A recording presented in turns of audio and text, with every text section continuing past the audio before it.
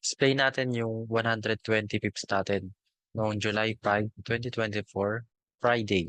Okay? So, noong July 5, 2024, meron tayong high impact news na NFP or non-farm payroll.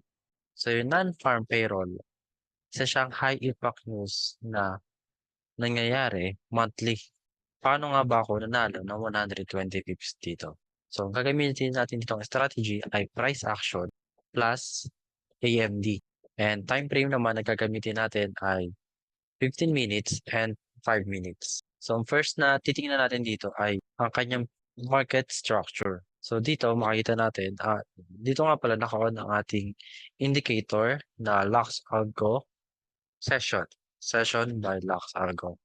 So, start tayo. During the Asian session, kinuha niya ang previous day high natin, which is ito. Nagkameron ng liquidation sa part na to.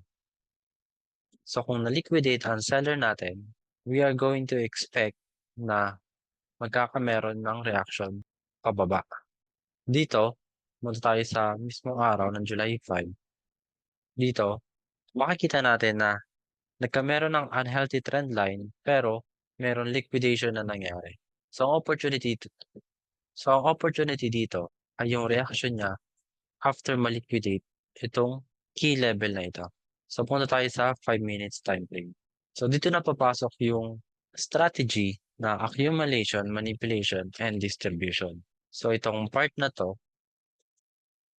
wala masyadong impulsive na nangyayari, pero uptrend siya.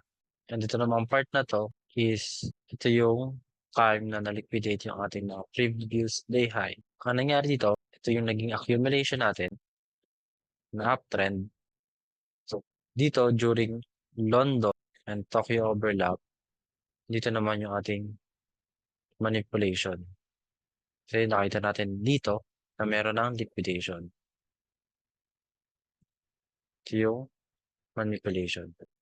So, kung napapanood nyo sa ibang video ko, madalas ang setup natin ay nandito sa area na to. Between Tokyo-London overlap at London-New York overlap. So dito, inisip ko na itong part na to is manipulation. Ngayon, maghihintay tayo ng reaction. Ngayon, humanap ako ng confirmation. And dito,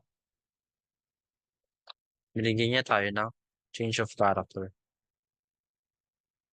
Ito yung sign ko na bababa na si market. So, ang ginawa ko, humanap ako ng order block dito sa change of character na to.